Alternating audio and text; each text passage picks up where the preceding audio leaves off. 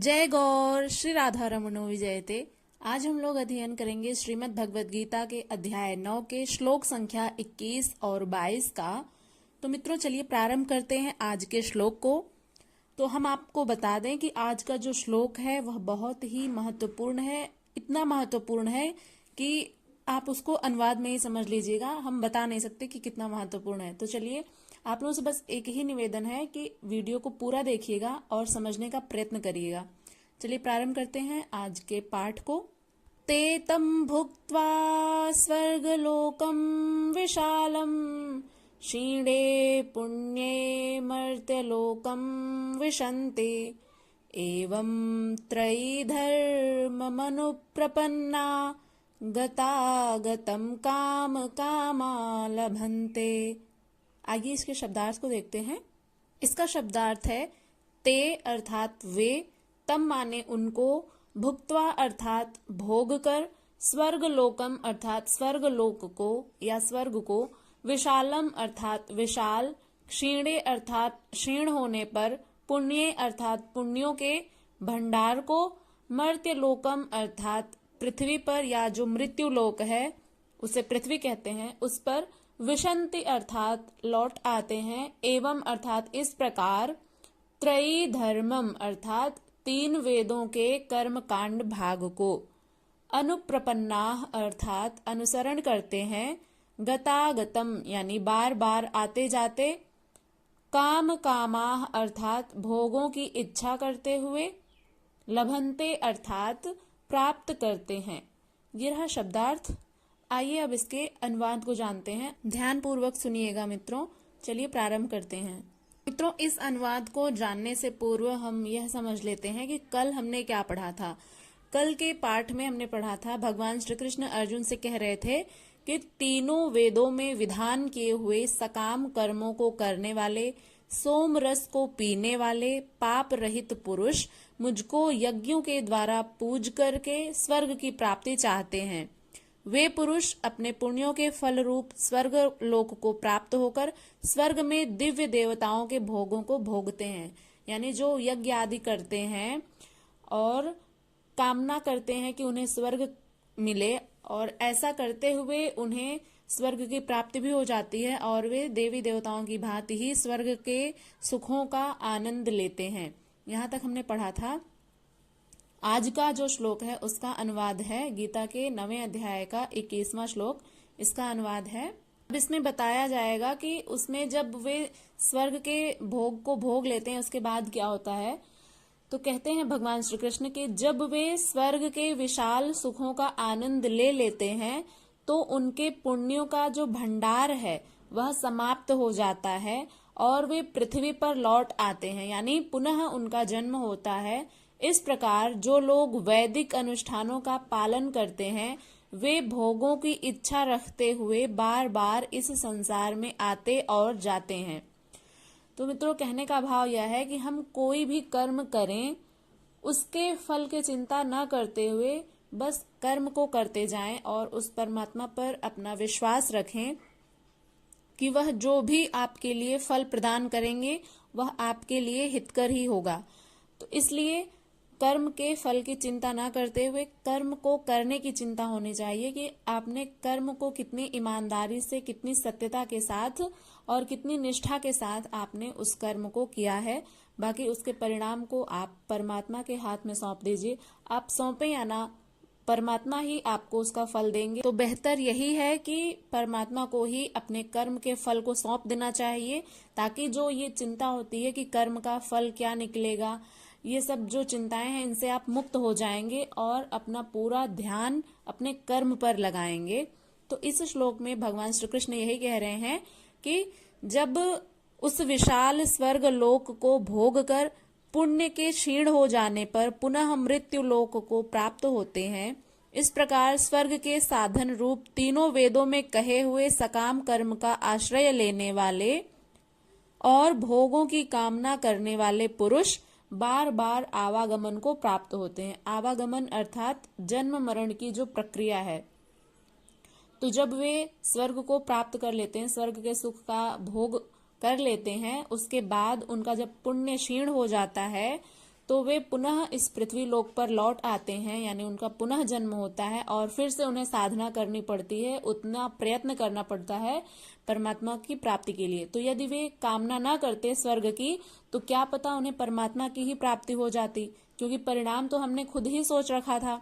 एक बात है कि जब आप कुछ मन में रख करके यज्ञ आदि करवाते हैं, जो यज्ञ आदि यजमान लोग या फिर जो भी करवाते हैं, तो उनकी जो कामनाएं रहती हैं, उस कुछ महत्वपूर्ण जो यज्ञ होते हैं, जो बड़े बड़े यज्ञ होते हैं, उसमें आपकी जो कामनाएं होती हैं उसको पूर्ण कर दिया जाता है।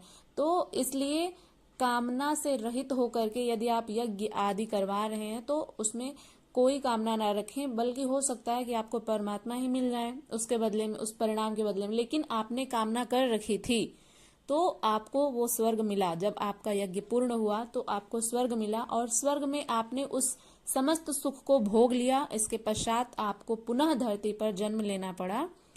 तो हो सकता था कि आपको परमात्मा की प्राप्ति हो जाए, लेकिन आपने कामना कर रखी थी। तो इसीलिए कहा गया है मित्रों कि कामना से रहित होकर केवल अपने कर्तव्य पर ध्यान दें, परिणाम की चिंता न करें, उसे परमात्मा के ही हाथों में सौंप दें। चलिए अब अगले श्लोक की तरफ बढ़ते हैं, जो बहुत ही महत्वपूर्ण है, जिसकी बात हमने वीडियो के शुरुआत में ही की थी। तो अब उस श्लोक को पढ़ते हैं, गीता के 9वें अध्याय का 22वां श्लोक।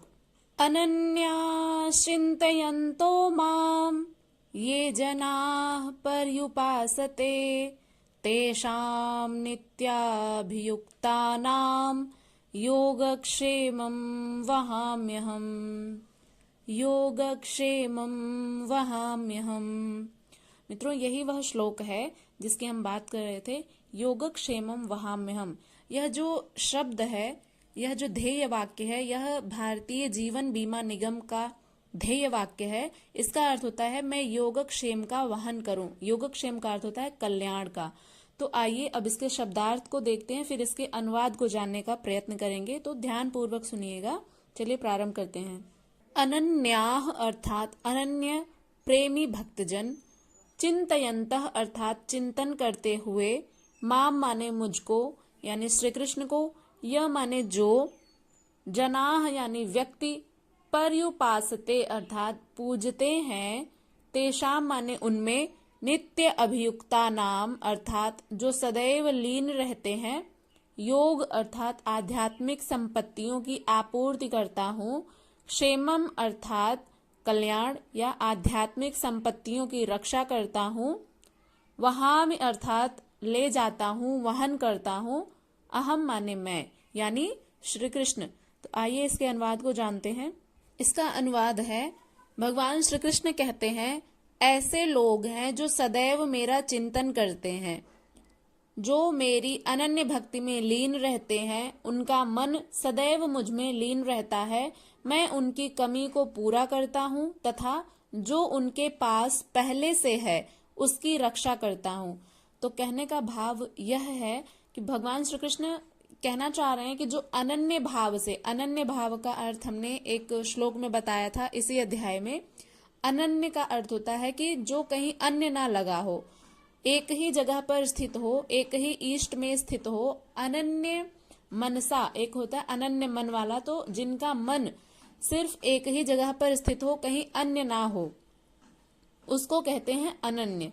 तो जो लोग केवल भगवान श्री कृष्ण को ही भक्ति में, उनके ही भक्ति में लीन रहते हैं, जो सदैव उन्हीं का ही चिंतन करते रहते हैं, जिनका मन सदैव श्री कृष्ण में ही लीन रहता है, ऐसे भक्तों के लिए भगवान श्री कृष्ण कहते हैं कि मैं उनकी संपूर्ण कमी, जितनी भी कमी रहती है, वैसे जो भगवान की भक्ति करते हैं उनके पास तो कोई कमी नहीं रहती, लेकिन फिर भी इसमें भगवान श्री कृष्ण ने यही कहा है कि जो भी कमी रहती है उसको पूरा करता हूं तथा जो उनके पास पहले से है उसकी रक्षा करता हूं। तो यहाँ पर कहने का भाव इतना ही था। यही श्लोक बहुत ही महत्वपूर्ण लगा मुझे और ये समझने की बात है कि आप लोग भी इसे अपने जीवन में उतारिएगा कि जो लोग भी परमात्मा के जिस भी स्वरूप का स्मरण करते हैं, उनका जो है चिंतन करते रहते हैं, उनकी आराधना करते हैं, जो भी आपके इष्ट हैं, जिन्हें भी आप अपना भगवान मानते हैं, ऐसे लोगों के लिए बस एक में ही श्रद्धा होनी चाहिए। वैसे तो परमात्मा एक ही है, लेकिन उनके स्वरूप अलग अलग हैं। तो जिसमें भी आपकी श्रद्धा हो, उनमें आप अनन्य प्रेम से उन्हीं का ही स्मरण करिए। और कहने का भाव इतना ही है कि भगवान श्री कृष्ण ने तो हमें बतलाया ही है कि जो लोग भी मुझे छोड़कर अन्य देवी देवताओं को पूजते हैं, उनके मनोकामना को भी मैं ही पूर्ण करवाता हूँ। जो भी व्यवस्थाएं होती हैं, सब कुछ मैं ही संभालता हूँ। तो कहने का भाव यह है कि संपूर्ण सृष्टि श्री कृष्ण में ही केंद्रित है, वही सब कुछ संचालित करते हैं। सब सृष्टि की उत्पत्ति उन्हीं से ही होती है और सृष्टि का विलय भी भगवान श्री कृष्ण में ही होता है, यानी उस पर ब्रह्म परमात्मा में ही हो जाता है। तो मित्रों, ये रहा अनुवाद। एक बार और सरलता से समझा देते हैं, वैसे बहुत लंबी व्याख्या हो गई इसकी। फिर भी जो भक्त अनन्य भाव से मुझ में स्थित रह करके मुझ परमात्मा स्वरूप का निरंतर चिंतन करते हैं, लेश मात्र भी त्रुटि न रखकर मुझे पूजते हैं, उस नित्य एक ही भाव से संयुक्त हुए उन सभी पुरुषों का योगक्षेम से मैं वहन करता हूँ। अर्थात योगक्षेम का अर्थ हुआ, जो योग की सुरक्षा की सारी जिम्मेदारी है मैं अपने हाथ में लेता हूँ। योग का अर्थ है कि जो नहीं है, जो कमी है, उसको पूरा करना, और क्षेम का अर्थ है कि जो कुछ पहले से है उसकी रक्षा करना। तो योगक्षेम के साथ भगवान श्री कृष्ण हम सबकी रक्षा करते हैं। इतना होने पर भी लोग अन्य देवताओं को भजते हैं। इसको हम लोग कल जानेंगे। अगला जो श्लोक है, यहाँ तक कोई भी संशय हो तो आप लोग पूछ सकते हैं। और अपना फीडबैक देना बिल्कुल मत भूलिएगा। वीडियो कैसी लगी, व्याख्या समझ में आई या नहीं, जो कुछ भी कमी हो या फिर अच्छाइयाँ हो इस वीडियो के बारे में आप लोग कमेंट कर सकते हैं। और इसे अपने मित्रों तक अवश्य ही शेयर करिएगा। और यदि आपने अभी तक हमारे चैनल को सब्सक्राइब नहीं किया है तो सब्सक्राइब कर लीजिए। चलिए मिलते हैं अगली वीडियो के साथ, अगले श्लोक के साथ। तब तक के लिए अपना ध्यान रखिएगा। नमः संस्कृताय। हरे कृष्णा।